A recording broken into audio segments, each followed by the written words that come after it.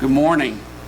The Committee on Homeland Security, Subcommittee on Cybersecurity, Infrastructure Protection, and Security Technologies will come to order. The subcommittee is meeting today to learn how state and local officials prepare for, respond to, and investigate cyber incidents, and to learn about different cyber training opportunities for state and local officials to bolster our cyber preparedness and response. I appreciate the effort taken by everyone that's involved here to put together an important field hearing. I'd like to start by thanking our friends here at Austin College for letting us hold this hearing today here at Mabee Hall. This is an official congressional hearing as opposed to a town hall meeting, and as such, there are certain rules of the Committee on Homeland Security and the House of Representatives that we have to abide by. So for our guests here today, we can't have demonstrations from the audience, including applause, verbal outbursts, the use of sign or placards. All those things, as fun as they may sound, are a violation of the rules of the House of Representatives. It's important that we do respect the decorum and rules of the committee. And I have also been requested to say that photography and cameras are limited to accredited press only and can't be used for campaign or political purposes.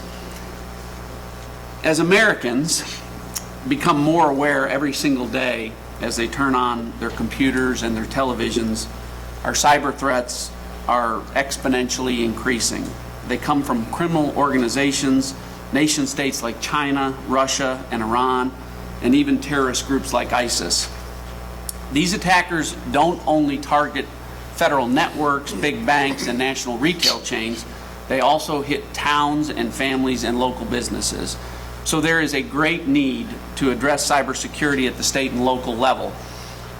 From emergency response centers, Department of Motor Vehicle offices, to courthouses, and to our critical infrastructure, the exploitable vulnerabilities and possible consequences for public safety are alarming. On the law enforcement side, FBI Director Jim Comey recently testified that an element of virtually every national security threat and crime problem that the FBI faces is cyber-based or facilitated.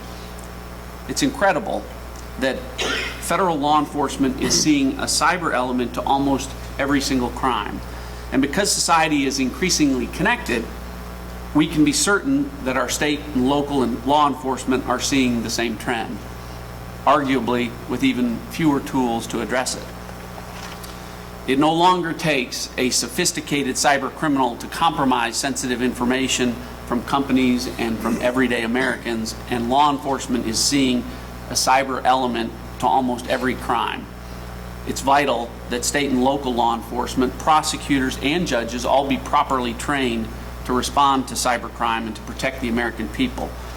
We've recently seen a flurry of ransomware attacks against hospitals, including at least one located here in the 4th Congressional District of Texas, where patients' personal medical data is encrypted and held hostage until the hospital pays a ransom to get it back.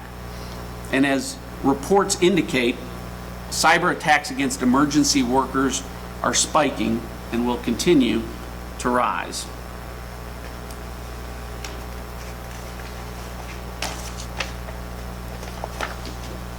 We all recognize that interconnectivity and automation increase convenience and improve responses.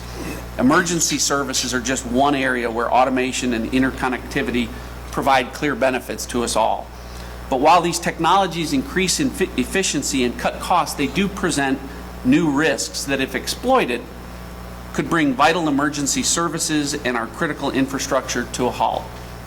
Regardless of the magnitude of a natural or man-made disaster, first responders, firemen, police, paramedics, and National Guardsmen are the first ones that are on the scene.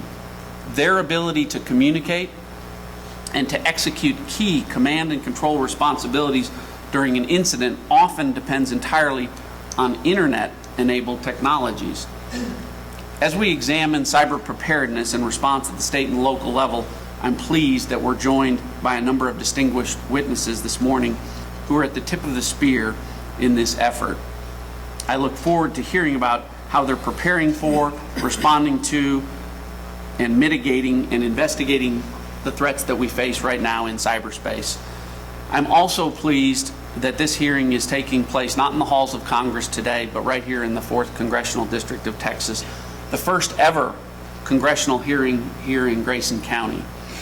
Police, prosecutors, judges, paramedics, firefighters, they all need the appropriate tools and training to respond to the increasing threats that we face. And to make sure that they are fully equipped, we need to hear directly from them. The best solutions, believe it or not, don't usually come from Washington, D.C. People often hear me say that governing is a team sport. And I think that today's hearing and the location of today's hearing hopefully reinforces that fact.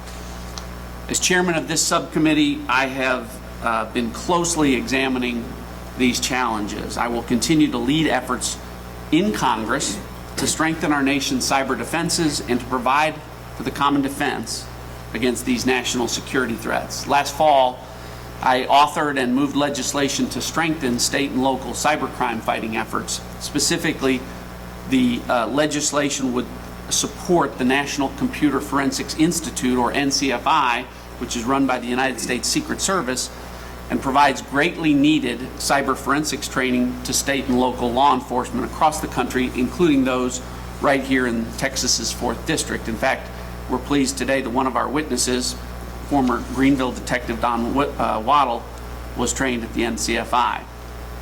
Today, I hope this subcommittee will learn more about how first responders here in Texas are being trained to address cyber incidents, how first responders are preparing for and responding to cyber incidents, and how local law enforcement officials are being trained in computer forensics. This hearing will provide needed background to further reinforce the subcommittee's efforts regarding cyber training and workforce needs at the state and local level. Cybersecurity is a shared responsibility, including all levels of government and the private sector. While much has been done to improve our nation's cybersecurity, there are a number of challenges that remain.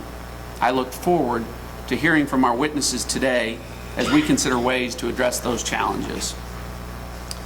My good friend, Mr. Burgess of Texas, is here today, and I ask unanimous consent for him to be permitted to sit and participate in today's hearing. Can I object? Without objection, so ordered. Other committee members are reminded that opening statements may be submitted for the record. Before I introduce the distinguished panel of witnesses before us on this important topic today, again, I'd like to thank a number of folks that are here. I mentioned Austin College, President Haas, for always being a hospitable host to us. We have a number of law enforcement folks that are here today that are not testifying. Lieutenant McGree from the Sherman Police Department, from the Denison Police Department, we have Assistant Chief Joe Clapp, Assistant Chief Don Morey, Paris Fire Chief Larry Wright, and Assistant Chief Thomas McGonigal, Constable Bob Douglas from Grayson County, Commissioner Jeff Whitmire from Grayson County, Dan Sharp from the Denison IT Department, Tom Watt, Grayson County Sheriff-elect. We have Rita Knoll, Justice of the Peace, is here. Tammy Johnson from the Sherman City Council, Kevin Couch from the Sherman City Council, Reggie Smith, esteemed local activist. We have the Assistant Chief of the Sherman Police Department, Lieutenant John Kennemert is here. I'd like to also welcome Tara Petty and Daniel Birkland from Wilson & Jones IT Department. I'm sure I'm leaving some others out, and I apologize, but I'm trying to recognize everyone that's taken the time to be here, including a number of students here from Austin College. Welcome. Thank you for being a hospitable host to us. And I would say that I have been the beneficiary personally of a number of Austin College students who have interned in my congressional office, and a number of them are here today. Thank you for coming back. It's great to see you all again. So with that, I would like to recognize our distinguished panel of testifying witnesses this morning. We have with us Mr. Al Davis, who is the Deputy Director and Chief Operations Officer at Texas A&M Engineering Extension Service. Welcome, Mr. Davis. Thank you, sir. We have Mr. Sam Greif, the Chief of the Plano Fire Rescue Fire Department, who is testifying on behalf of the International Association of Fire Chiefs. Welcome, Chief. Thank you, sir. We have Mr. Richard Wilson, who is a lieutenant with the Dallas Police Department. Welcome, Lieutenant. Thank you, sir. And last but not least, we have now retired Detective Don Waddell from the Greenville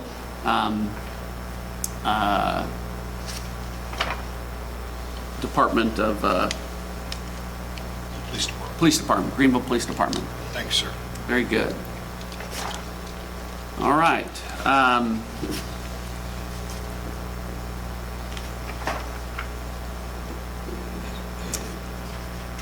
All right, with that, I would like to ask the witnesses to stand so that I can administer an oath. Do each of you swear, please raise your right hand. Do each of you swear or affirm that the testimony that you shall give today shall be the truth, the whole truth, and nothing but the truth, so help you God? I do. I do. Let the record reflect that the witnesses have answered in the affirmative. The witnesses' full written statements will appear in the record. The chair now recognizes, you all may be seated. The chair now recognizes Mr. Davis for 5 minutes for his opening statement. Thank you very much, Mr. Ratcliffe. I'd like to thank you and also Mr. Burgess and other members of the subcommittee. It's an honor to appear here before you on behalf of our agency, the Texas A&M Engineering Extension Service, to discuss cyber preparedness and response at the local level. I will start about telling you just a little bit about TEACS. We're affectionately known as TEACS to those that we train and that we partner with. We began training in 1930. Our impact is at the local, state, national, and global levels. We cover training and technical assistance across the entire Homeland Security enterprise domain to include cybersecurity. And an important part of our mission and our role is our extension service, and we're proud to say to the great state of Texas. Our relationships. First of all, we have relationships with responders across all disciplines, all 16 disciplines, at the state and local levels. With DHS FEMA, we have relationships not only with the National Training and Education Division, but with CS&C, Cybersecurity and Communications, we dialogue with. We also dialogue with the Infrastructure Protection Directorate, Personal Protection Directorate, and the Office of Bombing Prevention. We also have consortium memberships, first of all, since 1998, with the National Domestic Preparedness Consortium, with the National Cybersecurity Preparedness Consortium, and we're also members of a forensics consortium. And those memberships help us to address cybersecurity across a number of areas. Our role in addressing the cybersecurity challenge began in 2010 when DHS FEMA asked us to take on some training that was previously done under competitive training grant. We've also linked cybersecurity to emergency planning and response, and we think that's very, very important. why we think it's important. And I think the police chiefs and fire chiefs would agree. We used to think about cybersecurity on the left hand and emergency planning and response on the right hand, and it should be thought about together. Because if an emergency response planner or manager thinks that they can really put off a plan or respond without cyber intrusion, that's not accurate. It's really not accurate because of those reasons you stated, sir. We have done some pioneering efforts also, and what I mean by that is when we visit a lot with our partners at DHS FEMA, we didn't visit in silos. We thought there was a need to bring them together, and we're proud to say that we did, in fact, bring those different entities together to actually develop further training. And so, again, we were pioneers in that effort. We also at TEACS do cybersecurity technical assistance and vulnerability assessments. That's very important. We do that not only with some universities, but we've been doing that with some communities. We've done some training also, assessments that is, in Commerce, Texas also, sir. As far as our products go, and that's our training courses, since this focuses also on training, and I'll refer to something we submitted in our statement, we have 5 instructor-led courses. 4 deal with cyber and incident management, and it comes from the community level, the essentials of community cybersecurity, community preparedness, and community cybersecurity exercise planning. We also have 10 online courses that are provided at no cost to individuals, designed for 3 levels of students, including the general user, which is very important. You addressed that, sir. The information technology staff and the specialists, and for business managers also. So again, that training is at no cost available to the general public. As far as our results, over the last 5 years, TEACS has provided cybersecurity training for students and participants in 40 states and 5 territories, reaching a total of 32,900 training instances, and we think that's very, very important. As we move forward, sir, we will continue to work closely with states and local communities in identifying their needs and supporting their efforts. States have reported through the National Preparedness Reports beginning in 2012 that cybersecurity is a key national area of improvement and concern, and it's listed as a top priority in the 2014 and 2015 National Preparedness Report. So again, we're very, very pleased to be here. We've submitted a statement in more detail, and I'll be willing, sir, when appropriate, to take any questions that you may have. Thank you, Mr. Davis. The chair now recognizes Chief Gripe for his opening statement. Good morning, Chairman Ratcliffe, Representative Burgess. Today, I thank you for the opportunity to represent the International Association of Fire Chiefs and discuss this important topic. Cybercrime and cyber attacks are an ever-increasing threat to the American homeland. However, fire and emergency services are still learning how to recognize these threats and the adverse effects they pose to our operations. There have been attempts to use robocalls and other denial of service attacks that affect operations at the 911 public safety answering points. In addition, we've seen recent examples of cyber attacks against hospitals in California, Kentucky, and the Washington, D.C. area. The greater concern is that a cyber attack could be used in conjunction with a kinetic bombing or an active shooter incident to create confusion during the response. Fire and EMS departments must be vigilant for malware, phishing, spam, spyware, and other new and diverse threats. The keys to successful cybersecurity efforts for fire and EMS departments are multifaceted. We need to harden and test the systems, stay aware of and informed about our new threats, and make sure that the staff are trained and prepared to prevent and to respond to a cyber incident. It is vital that the fire and EMS departments take steps to protect themselves. During my tenure with the Fort Worth Fire Department, I oversaw our Fire Communications Division. In order to protect our computer-aided dispatch and 911 systems, the IT department segregated them from the outside world. This reduced their vulnerability. We updated the systems by testing and updates and manually installing them onto servers. To protect the PSAPs, departments have to constantly test the 911 systems, vulnerabilities to make sure that they can withstand a concerted denial of service attack. The PSAPs also should be constructed securely from the outside attacks and have resilient systems with backup power. As public safety communications move to the digital systems, they can become vulnerable to cyber attacks. These communication systems must be secure to prevent confusion during life-saving operations. Fire and EMS departments also must stay aware of new threats. State and local fusion centers can provide information about cyber threats.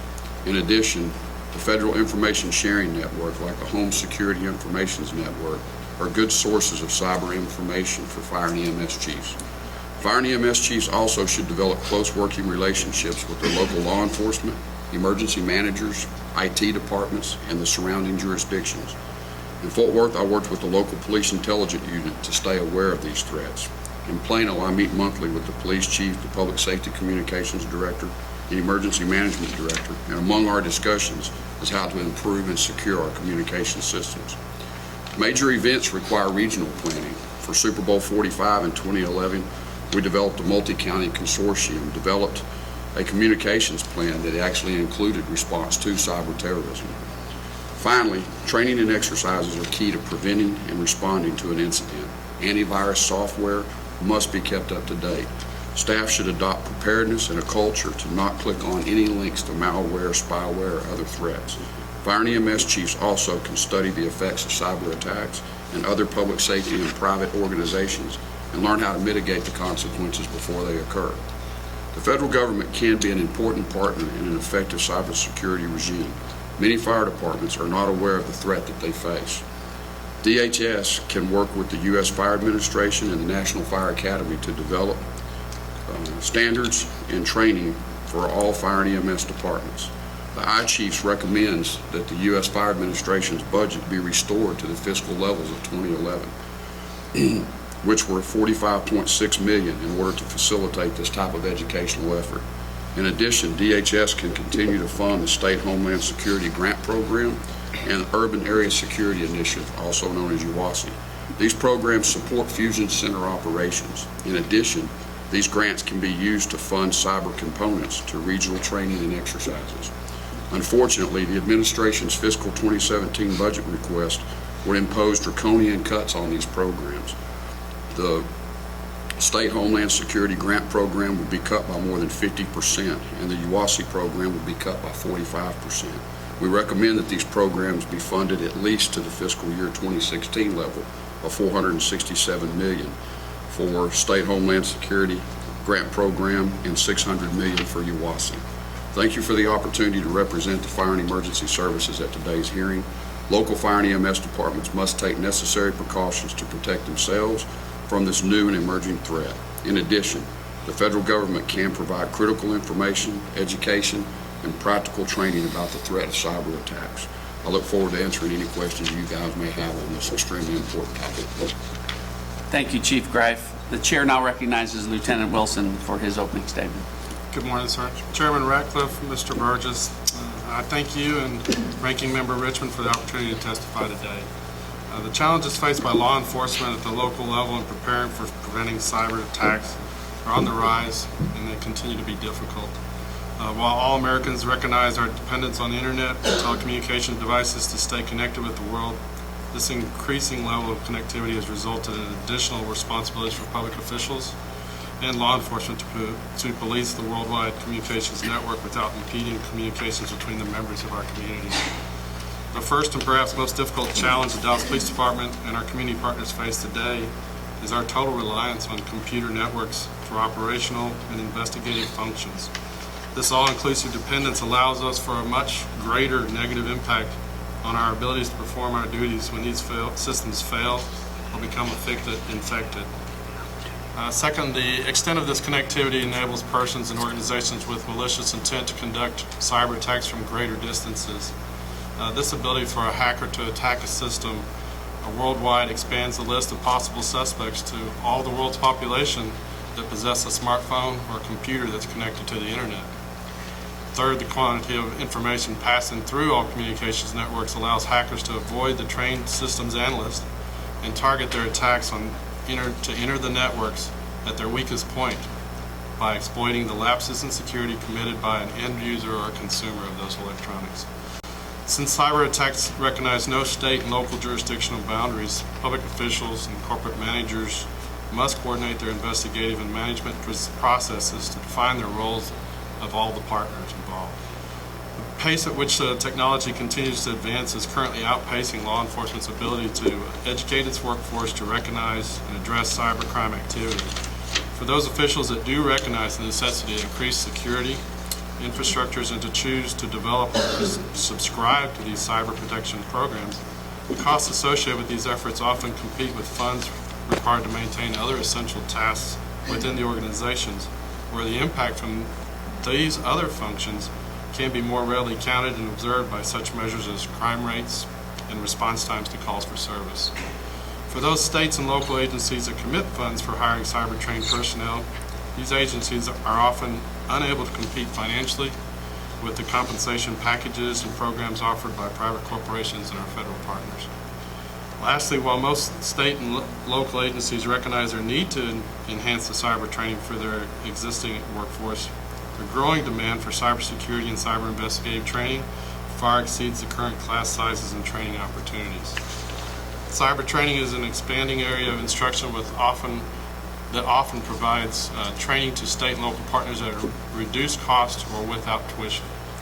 While these programs reduce the direct costs of obtaining training for state, local, and tribal employees, some indirect costs may result from committing a portion of the workforce to that training. The student employee's absence can produce temporary staffing shortages that may adversely affect the employer's agency's responsiveness to calls for service, the visual presence and enforcement activity within the community, and the ability to conduct timely investigations of reported crimes.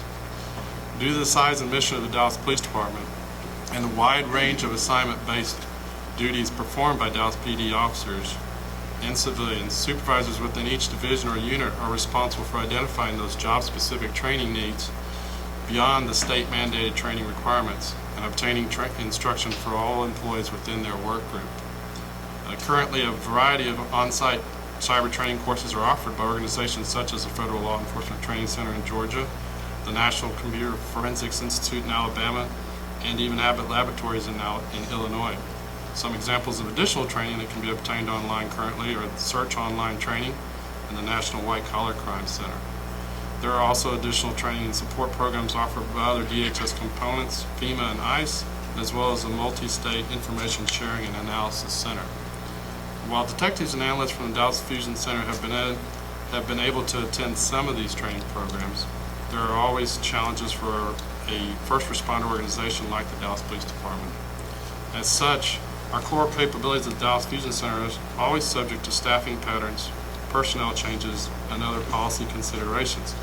So that to keep our level of current cyber expertise consistent and on the cutting edge, we need affordable access to cost-effective and timely training to stay on the vanguard.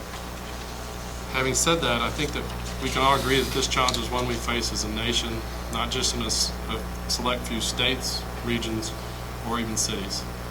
It will take a full-time training effort and identified funding resources for the first responders of the Dallas Police Department and other major metropolitan cities across the country to stay current in our struggle to meet the increasing sophistication of cybercrime, especially in today's threat landscape. While much progress has been made in identifying the needs of state, local, and tribal and territorial agencies to address illegal cyber activity, opportunities still do exist to create cyber preparedness and responsiveness at the local level to do. The first area of support should be to provide increased scholarship support of formal education programs that contain emphasis on cybersecurity and cyber forensics. Funding for training is always an issue in the budgets of state, local, and tribal agencies, and this would help out greatly. Second, education and public service announcements should be developed and communicated to all levels of government, to all Americans, to clarify the importance of each citizen's roles and their responsibilities for creating a safer cyber network. This type of community outreach could or should emphasize the importance of hardening computer systems and provide tips for using technology in ways that reduce opportunities for computer hackers and criminals who benefit from these security lapses. Third, until the gap between training opportunity supply is reduced to match the increased need for training, additional facilities and programs should be created to provide training to states, local, and tribal government employees. And lastly, I would urge each member of the Congress to continue to create legislation as necessary to address emerging methods of cybercrime activity as they become modified. as they are identified and require stiff incarceration sentences for those convicted of committing cyber crimes. Thank you again, Chairman Ratcliffe and Mr. Burgess, for the opportunity to testify before you today. I would gladly answer any of your questions. Thank you, Lieutenant Wilson. Chair now recognizes Detective Waddell for his opening statement. Good morning, Chairman Ratcliffe and Mr. Burgess. I thank you for the opportunity to get to speak with you all today. I served as a police officer both in the military and civilian realm for 39 years. The last 25 years were spent with the Greenville Police Department, Greenville, Texas. Last 15 years, I was also assigned to the Criminal Investigation Division, working property crimes and fraud. Fraud often involves the use of computers to facilitate those crimes. Checks are generated and printed on computers. Credit card abuse and identity theft are often committed using the internet. I did retire from law enforcement on the 31st of last month, and now trying to settle into a quiet life. During the last 10 years I was with Greenville PD, I was also assigned to the North Texas Electronic Crimes Task Force with the United States Secret Service, and worked side by side with both special agents of the Secret Service and with numerous state and local investigators. We were all trained to recover evidence from computers and cell phones, and we do those examinations from agencies throughout North Texas. These cases involve anything from fraud to narcotics to child pornography to murder and capital murder. I've testified in trials from possession of child pornography to enticing a child to murder and even to capital murder. As I look back at my career in law enforcement, I remember going to a call for a burglary, throwing some dust around, and hoping that the perpetrators didn't get guns or victims' checkbooks or credit cards. As times moved forward, computers and cell phones came into the game, and then my concern was, did they get the victims' computer passwords? Did they get their iPads or their cell phones? It was obvious to me that for me to provide better service to the people of my city, I had to know how to catch these criminals and what they were doing, and what I needed to do to be able to present a case that would put these criminals in jail.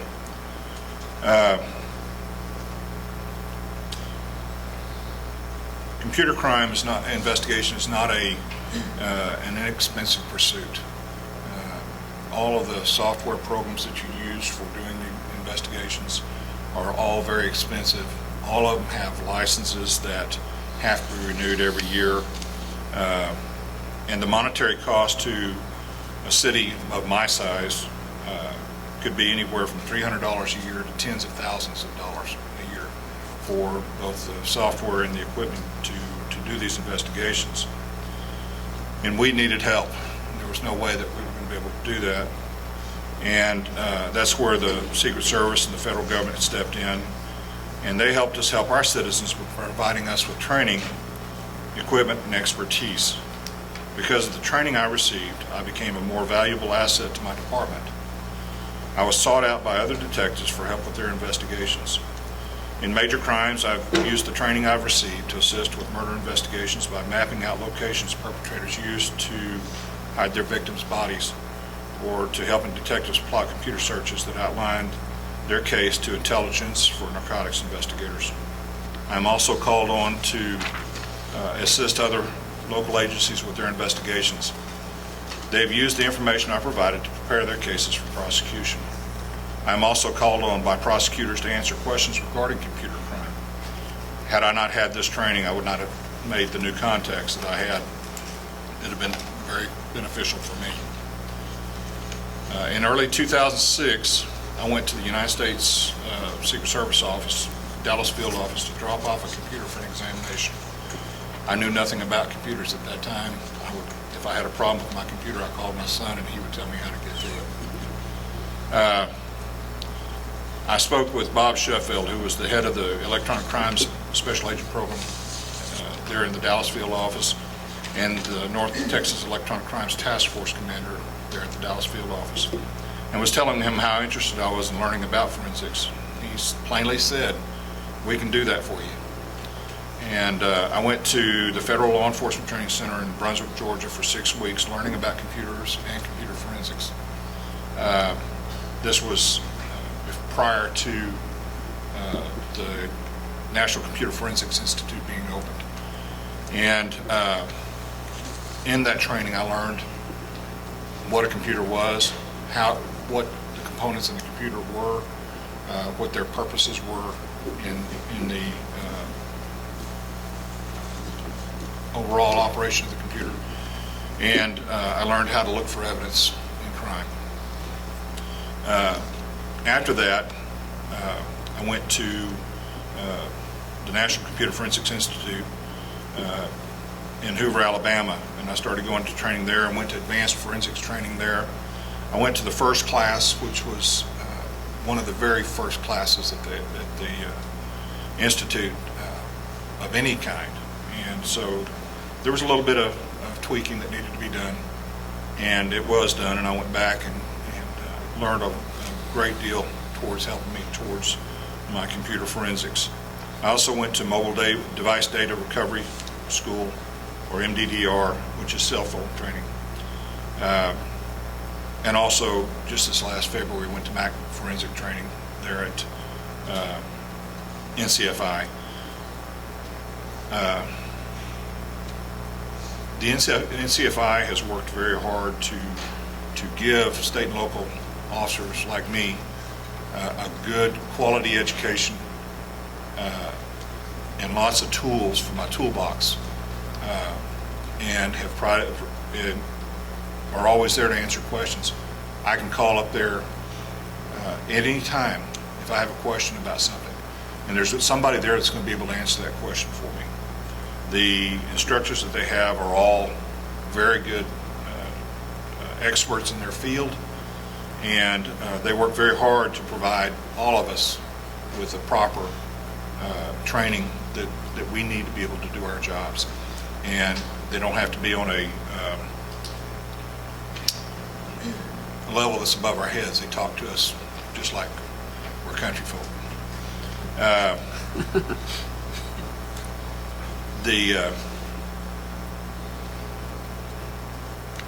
I think that probably the best training that I've received in my 39 years of law enforcement was there at NCFI. I walked away from each class very confident with what I had learned and was able to put all those things back into practice and be able to do those things. And I'm grateful for that, and I'm grateful to the federal government for providing that kind of a tool for state and local officers. I would encourage thought to increasing the size and amount of classes that are offered at this facility, because cybercrime is not going to do anything but increase. I have 2 trials coming up later this month that are both murder trials that come from the training or the investigations I did with the training that I got from NCFI, and they're just going to continue to rise, and we need help just as much as everybody else does. I want to thank you for your time today. Oh, one other thing I wanted to say is that I'm grateful for the training that I received, but my citizens were the major benefactors of that training, because I was able to do a better job for them. And the other thing that I really liked about NCFI is they didn't just work with state and local law enforcement officers, but they also worked with our judges and our prosecutors to help them to understand about cybercrime and what is happening there, so they can be able to do their jobs more efficiently too.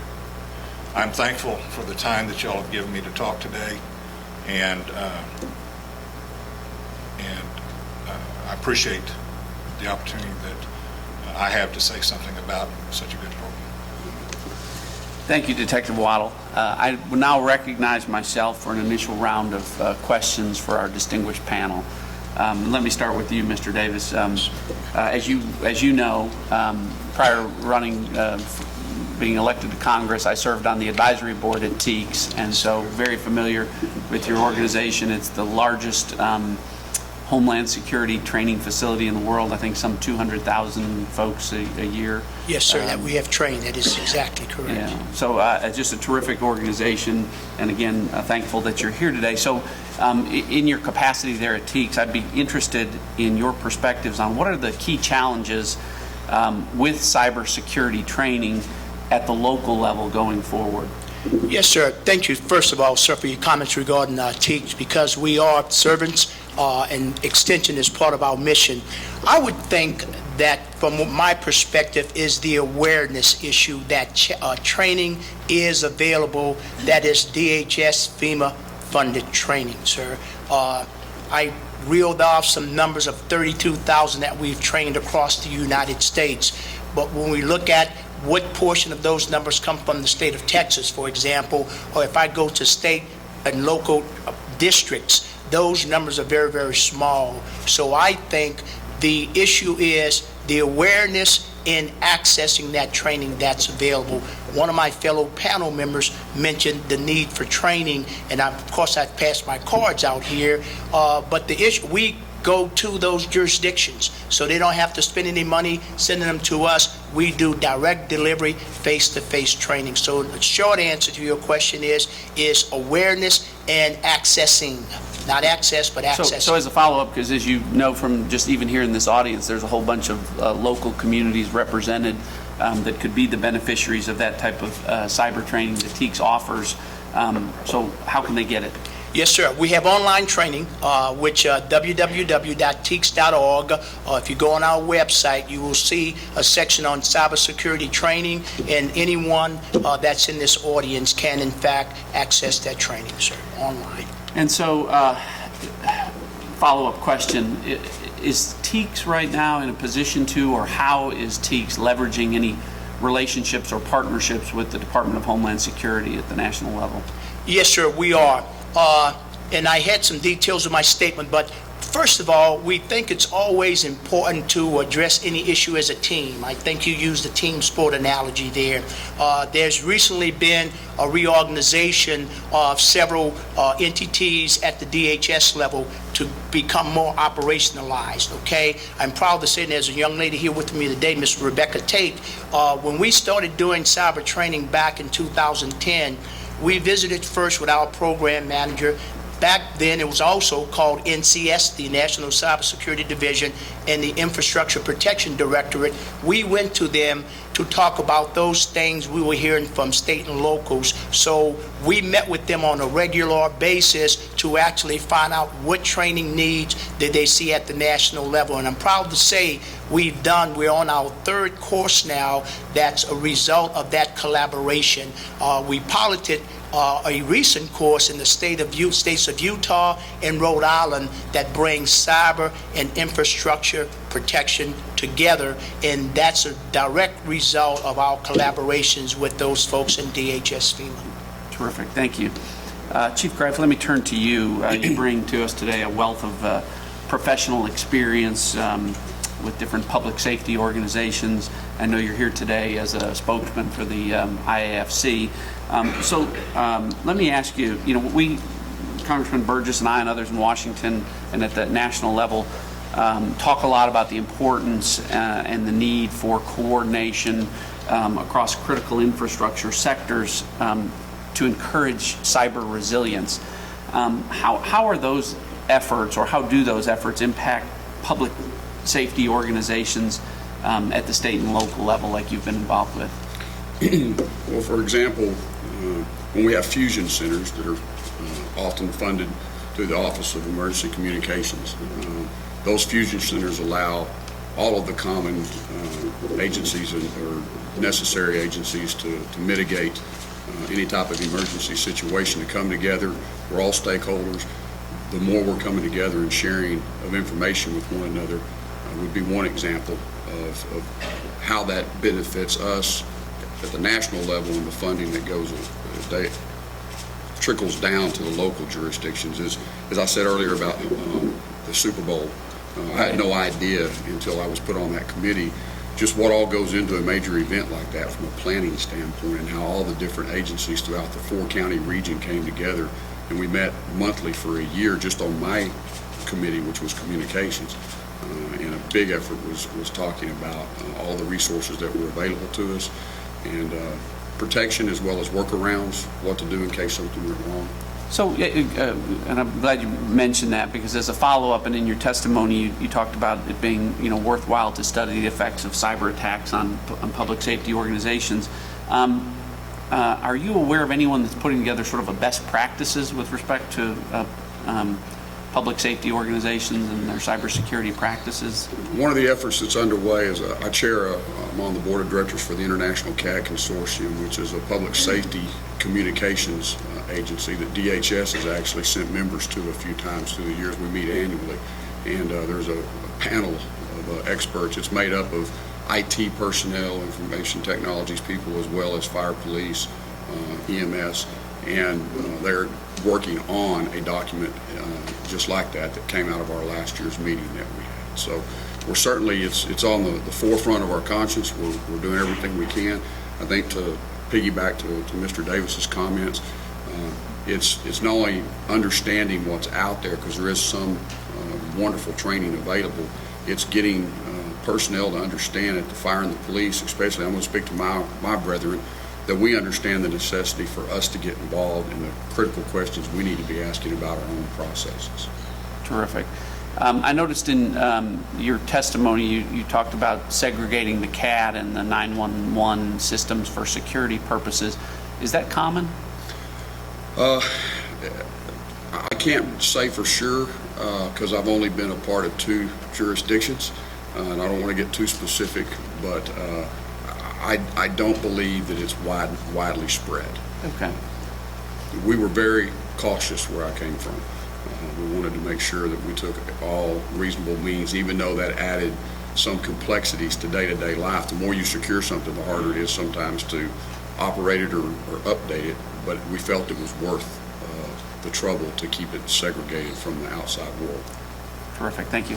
I do have some additional questions, but I want to yield to Congressman Burgess. As I mentioned, he is, I'm very grateful that he's here today at this subcommittee hearing. He represents the 26th Congressional District of Texas, which sounds like it's a long way away from the 4th District, but it's really right next door. He represents all of Denton County and most of Tarrant County as well.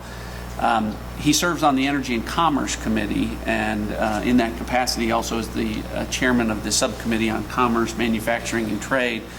And he is very steeped in cybersecurity issues, and in that role he's been a leading voice in Congress on the data breach issues as cyber criminals focus on more fraudulent activity that affects more Americans and that affects commerce. He's been a leading voice with respect to the need for legislation in that area. So with that, I want to recognize Congressman Burgess and yield to him as much time as he may consume to provide some remarks on the issue of data breach and for questions he may have for our panel. Great. Thank you, Chairman. Thank you all for being here. Thank you for allowing me to be here. Chairman, it's not lost on me that this is a field hearing, and I'm sure your district is grateful that you're doing it here on the campus. But even though we're not in the Rayburn room, we're in Mr. Rayburn's district, so it's fitting that we're here.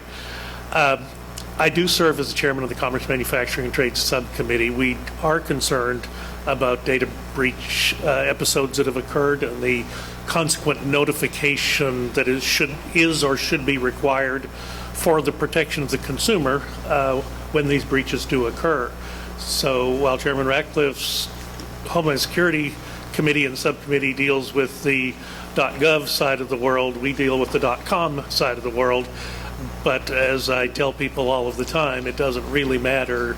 National security, data security is national security, and if you forget that fact, then you're going to be upset at some point, which we all found last year at tax filing time, and rather expect it may come up again in a couple of weeks when income taxes are filed and people realize that they can no longer file their taxes online because their accounts have been diverted in the past and monies have gone inappropriately. The good news is the taxpayer is eventually made whole. It does take longer for them to get their refund, The bad news is that the federal government actually is refunding that money twice, and it is unlikely they will recover it from the individual who was inappropriately reimbursed.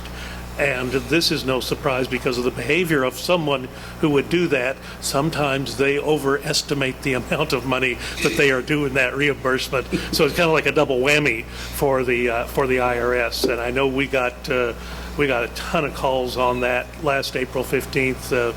Mr. Wilson, I rather suspect the Dallas Police Department was not immune because we got a lot of our calls started to come from some of our local police agencies when our neighbors called the police department and said, "Oh my gosh, my taxes have been hacked and I've been robbed," and they said, "Well, let's call your congressman and he'll fix it." True, but it took some time and it was very uncomfortable all around. I really got interested in the data breach notification. I know all of us are consumers, and we hear the stories about the big breaches, and then the data is taken. It's data that's at rest somewhere, and you don't really know what anyone's doing with it. But from the consumer's perspective, when do we need to be notified? There are things that happen where it almost seems like we get breach fatigue because we hear so much about breaches. I'm not going to worry about it anymore because I just can't worry about all of these things that I'm hearing. So we really did try to set the parameters around a national data security standard and for when that breach notification threshold should be triggered, and if law enforcement says we need more time, that they be given more time, but if law enforcement's time frame is okay, then that the person who was holding the data that has subsequently been breached, that they have a certain time frame in which they must notify the individual. And right now the bill that is passed through the subcommittee, our subcommittee, and our full committee, and is awaiting floor activity right now, that time frame is set at 30 days. In setting a national security standard, you do need to tread carefully because there are 51 state jurisdictions, if you include the District of Columbia, more if you include the territories, who may already have their own ideas about what these data security standards are, and I am sensitive to that.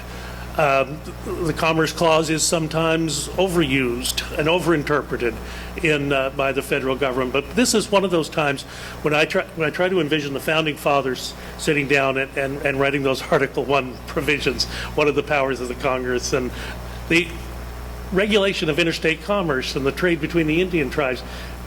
Well, okay, they were, 100 years before the telegraph, 150 years before the telephone, 250 years before the internet, but they were probably thinking of e-commerce when they wrote the Commerce Clause into the Constitution, because e-commerce, by definition, needs to flow seamlessly across the borders of those states, and the Commerce Clause was absolutely necessary for e-commerce to exist. We want to be sensitive to that to the extent that a national standard is set. States do need to have a big say in how things, what that floor is that is going to be established. And state attorneys general, the vision in the bill that passed through the committee and the subcommittee and the full committee was that the Federal Trade Commission would use existing enforcement authority. We did not want to create a new enforcement authority. Goodness knows we already have enough federal agencies, but the Federal Trade Commission, using its existing authority, would, against deceptive and unfair trade practices, would exercise that authority. But the attorneys general of the several states would be able to bring their own cases under those FTC provisions if the FTC was not moving fast enough, which will occur from time to time. That bill has passed through the subcommittee. It is awaiting floor activity. I think, I just wake up every morning kind of living in fear. When's the next shoe going to drop on this? You hear about a big company and they've been hacked and they took all these records and they're sitting somewhere and nothing's really happening with them. And when is the other shoe going to drop on all of those people who were exposed in that breach?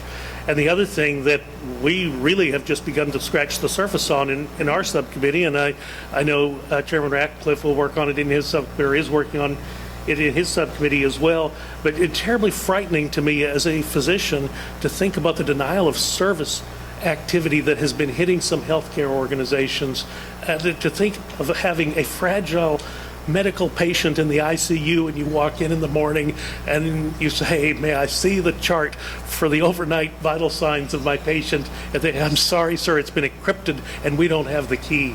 Well, I mean, what a dreadful situation to find oneself in. And Mr. Wilson, I think you mentioned in some of your testimony about coming up with new, how do you set the deterrence on some of these activities. And Mr. Chairman, I would just say, I think in the case of ransomware applied to a healthcare organization, the deterrence ought to be you will be shot at sunrise, and perhaps that will be, because this is a life or death situation for these patients where their medical records have been encrypted by a criminal.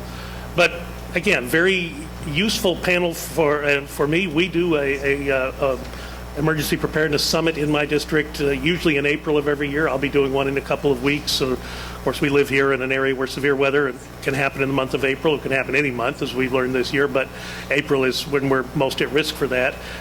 So I'm very interested in some of the things I've learned this morning about how you protect your systems.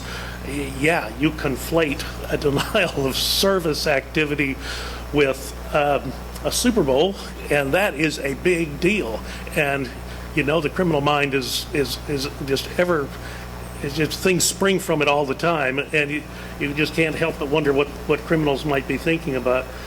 But let me just talk and start with you, Mr. Davis, and your training. And you mentioned you have some online instruction courses that are available. Would you tell me just a little bit more about those? Can average citizens access those, or is that something that is perhaps reserved for the chief's personnel in part of their professional training? The average citizen, Congressman, can access those, and it's good basic information. I'll give a personal example, and I hope my wife doesn't get to see this if this is being recorded. It's just between us, don't worry. Just between us boys here, right? Okay. I got an email from a friend and said, hey, be careful. This is a colleague at work, and I forwarded it to my wife. As I was forwarding it, she was calling me or texting me and to tell me that I had just got some information, re-verify my account number, my password, my this, my that, and the other. She was doing a couple, three things, dealing with her sorority business, these shows that come on at 11 o'clock, Vic and those people, okay? And she had given all her information. And I said, my gosh, did you read the email I sent? And she didn't. So when we talk about those things, when we talk about the online courses, the general users, which talks about really those things you need to be aware of.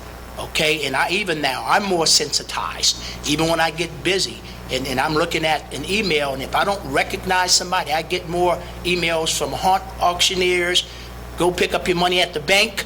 We need your account because I want to deposit something, and I go delete, delete, delete. So to answer your question, sir, they are available online at www.worldwideweb.teaks.org, and the average citizen can access those courses, and I recommend that they take them.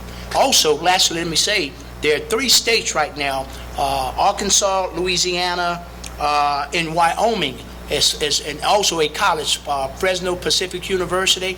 They are requiring their workers to take our online courses.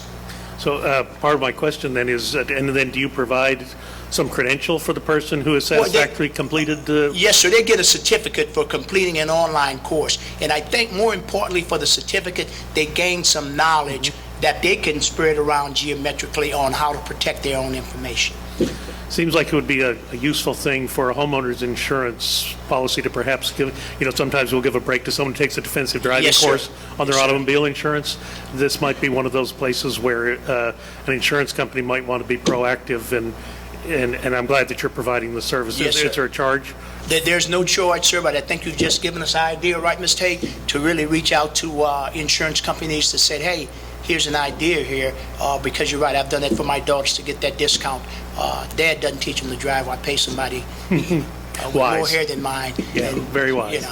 So, yes, sir. Chief, let me just ask you, in your previous role when you were with the city of Fort Worth, of course, as and I'm going to get parochial here, forgive me, Chairman, but we have a Super Bowl twice a year in Fort Worth called the sir. Texas Motor Speedway, Absolutely. and it will be happening this month. The Duck Commander 500, I think, is the name of the race. You have as many people come to the Texas Motor Speedway as come to a Super Bowl. So, Yes, I mean, sir. you have even though the Super Bowl was unique, I mean, you have these large, widely attended events that happen in the city of Fort Worth. I assume there has been kind of a learning curve with that, but it get back to the question that Chairman Ratcliffe was asked. How do you share that best practice information from managing those large, widely attended events with other jurisdictions? Well, I'm certain it's still going on. I'm actually glad this year I'm not going to have to be part of that planning committee. We used to tease the Arlington folks about, we do Super Bowls twice a year, as you Right. alluded to. It starts months in advance, holding meetings, and it's, you hold these meetings so often you start building personal relationships. I mean, you get to know, Captain Webster from Texas Department of Public Safety, an awesome gentleman. I met more people throughout the Denton region. We came together, started about 3-4 months in advance of each race, and you just constantly, Police Intelligence Unit, Sergeant Banda over there in Fort Worth does a remarkable job, and you literally, shared as much information as possible across lines with one another. And as I said, it's not only important to prepare for a cyber attack and prevent it, but you have to have preparations, which I won't go into details.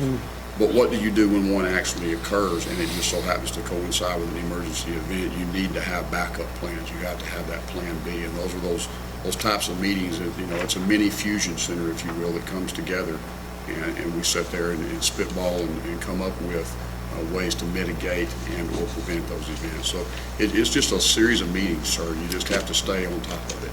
Let me just ask you a question. So we do have some students in the audience, and you referenced UASI program, and your former Mayor Moncrief taught me a number of new words, and UASI was one of them, and he was upset. I thought it was a pejorative term when he first used it, because when those initial grants came out, if I recall correctly, now as the Department of Homeland Security was being organized, the UASI grants were sort of administered regionally. They were delivered to Dallas and That is expected correct. to be shared with Fort Worth. And I just remember the mayor having some issues with that. But for the students here, could you kind of go through what the UASI program is? Federal program that provides funding for fire and police, other jurisdictions as well, but those are the ones I'm the most concerned about. And many things get funded out of that, from training opportunities. We can hold anything from, we've held hazardous materials classes where that funding not only was paying for our personnel to go get the needed training, but it was paying for the backfill, because you still had to have troops riding the trucks to keep the city safe, to hardened equipment. It's amazing. Again, some of the stuff is somewhat, I won't talk about necessarily some of the equipment that was purchased to protect us and to protect the community, but major expensive equipment was purchased for the detection of many different types of terroristic activities, and that equipment is in place in cities all across north central Texas because of the UASI grants. Chairman, I'll give back to you, and then if possible, I'll do a second round as well. Terrific. Thank the gentleman. Detective Wilson, I want to take advantage of the fact that you're here on behalf of the Dallas Police Department, obviously one of the largest, most visible police departments in the United States. And I'm just curious if you can offer a perspective on what the daily cyber threat looks like at the Dallas Police Department. I mean, I know you talked about in your testimony, reliance on computer networks for operational and for investigative functions. So I assume that you have to take that into account in terms of the sort of the daily threats that are coming into the Dallas Police Department, and also take that into account in how you're training your personnel to deal with those threats. As you said, the Dallas Police Department is the 9th largest police department in the country and the 2nd largest in the state. So we act as a nexus for a lot of information sharing as well as collection for North Texas. Daily we get notifications from agencies asking for information to support an investigation or some type of threat that they've uncovered, and to give them the guidance or put them in the right direction as to who is the expert that can go in and help them. Unfortunately, Dallas Fusion Center does not have a technical expert within the center that deals with cybersecurity, but as part of the Dallas Police Department's approach to dealing with the wide varieties of crimes that we deal with, we have partnerships with our federal agencies, and we have an expert within the Dallas Police Department that actually works as a task force officer with the FBI. We also have a couple officers that deal with computer forensic analysis, like Mr. Waddell had spoken of, and they've been doing it for years and years. We find that as they continue to perform these functions and people know that the capabilities that we have, we are increasingly tasked with trying to assist other agencies, which we do so on a daily basis. As a Fusion Center director, I see most of the emails that come into our center on a daily basis. So my email averages approximately 200 to 300 emails per day coming in from federal partners, state partners, local partners, and then from other states as well, trying to reach out to take advantage of the network of the 78 centers that are within the United States at this time. As we look forward to increasing our ability to go and address the cyber threats, we basically have two problems. One is stop the cyber threat in itself, and then number two, and oftentimes often overlooked, except for within the law enforcement community, is how do you pursue the cyber threat actor, the person that actually committed the act, and to what extent can we go and prosecute if we can identify? That's where we definitely lean towards our federal partners. They have a much wider jurisdictional area. They have the resources and the expertise oftentimes at the local agencies, even as big as the Dallas PD is, we do not have, and they are always looking to try to assist us in those type of investigations. Terrific. Thank you, Detective. Lieutenant. Detective, I actually had a bunch of questions for you, but your testimony was so thorough that you pretty much covered it, because, you know, I wanted to ask you about your experience with the Electronic Crimes Task Force and of course the NCFI, National Computer Forensics Institute, which my bill would authorize into law. And you just, I really appreciated your testimony. You spoke eloquently of how it benefited you with respect to your career, but also benefited the folks that you served as a detective in Greenville. And I just think that more than anything else, I think it's a great message, and I hope that as you go into retirement that you'll still continue to be a great ambassador, because I think that's what you are, an ambassador for how state, local, and federal partnerships, particularly as they pertain to national security issues, and cybersecurity is a national security issue, how they're supposed to work. We all know that 9/11 was a communication failure in many respects, and we've worked hard in trying to eliminate that, and with respect to the threats in cyberspace and cybersecurity, we all don't, we want to avoid a cyber 9/11, if you will. And so it's some of the programs that you've been a part of, some of the partnerships that you've been a part of that have prevented that up to this point in time, and I think can in the future. So again, I just appreciate you being here today, your testimony, and what you stand for in that respect. I'm just going to close with a question for anyone that wants to take it, or all of you that want to take it. You know, I asked the question about what are the key challenges, and from your testimony, many of you talked about, you know, obviously the financial side of things, and obviously funding, and how the role that Congressman Burgess and I and others in Washington can play with respect to that, and how that affects sort of workforce issues. But are there authority issues out there that we can help you with in Washington? In other words, are there things from an authority perspective that we should be legislating on in this space that you think needs to be addressed? Anyone? I would say that the proper authority for investigating cyber crimes is the federal authority. I think you have the most impact when you do obviously achieve a conviction. I love the federal system. It's day for day instead of 1 day for 3 days on your sentencing, as it is in much of the states. So oftentimes when we can't get the impact or take that offender off the streets for a time that we consider to be reasonable for the crime that they've committed, we'll turn to our federal partners and look at them and say, you have a much wider reach. You have a little bit bigger anvil when you go and hit them with it. It seems to take an effect. Please step in, and they've been most gracious, and most times if they can do so, they will. As you expand their powers, I believe that through legislations, you will find that it'll be even a stronger growing trend from a local perspective to turn around and say, why, rather than take them to a state trial, take them to a federal court, let them go and see what they can do in order to stop that behavior. That would be my perspective on it. Anyone else? I kind of go along the same lines. We see so many repeat offenders that go off and they use our state prison systems as an education center. And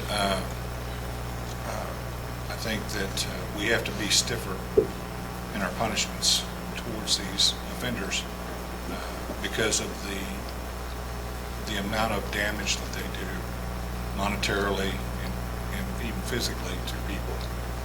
So maybe some stiffer enforcement of some of these cyber crimes would be very beneficial on the federal side. Terrific. Thank you. We again recognize my colleague for any additional questions he may have. Thank you, Chairman. Detective, the Chairman's right. You did an excellent job of detailing how you had received the training and just what it meant to you and being able to provide protection for the people under your jurisdiction. We live under the tyranny of the Congressional Budget Office where we work, and everything is looked at as a cost. But as I listened to you provide your testimony, it also occurred to me that there was value brought back to your department in Greenville. You brought value back to the community, and sometimes it is very difficult to dissect out. When we look at something on a sheet of paper, on a spreadsheet, it is just a cost. And we deal with this in healthcare all the time, and it drives me nuts. But there's really no way to offset the cost with the value that you brought back to your community. Just as we conclude the hearing today, if there are thoughts that you have on that you'd like to share with us about how to better tease out that value figure, whether there is a fraction or a multiplier that could be applied. Perhaps in your experience you've encountered either some examples or even a formulaic approach. This much was invested in the activity that I undertook, but this much was delivered back to the community. The one thing that I failed to mention in my testimony was that not only do I cover crimes in Greenville, Texas, but I also assist the local agencies in Hunt County. Privately, in our office, I did that, but also with the Electronic Crimes Task Force, we covered most of North Texas. So we assisted agencies from Denton, from Stephenville, from Tyler, Lindale, that area, all the way out to Texarkana. And so the training that I've received has been able to help me to help those people. There is a cost, and I understand that, and I don't question that we had the same problem in the city with our city manager saying, well, you don't need to spend that money for this, or you don't need to, and I understand that. But when we can benefit, and in my case, with the experience that I had, when we can benefit our own citizens and those around us, and they know that they have somebody that they can contact to get answers, I think that the money spent is spent well, because it benefits those other people as well, and answers to their questions or assistance in their investigations. And we're supposed to work together. Intangible, difficult to calculate the return on investment, but it definitely exists, doesn't it? Exactly. Yes, sir. Thank you, Mr. Chairman. I'll yield back. I thank the gentleman. I thank all the witnesses that have been here today for your valuable testimony. And again, I thank Congressman Burgess for being here and for bringing his insights into this important topic. Other members of this committee that aren't here today may have some additional questions for our witnesses. And so if that happens, we'll ask you to respond to those in writing. Pursuant to Committee Rule 7E, The hearing record from today will be held open for 10 days for member statements and for follow-up questions. And in closing, let me just again say thank you to everyone that's here today, that's participated in putting this together, and thanks to everyone in Grayson County for letting me bring Washington Roadshow here to my home district. And with that, without objection, this subcommittee stands adjourned. Back to DC. That's our job.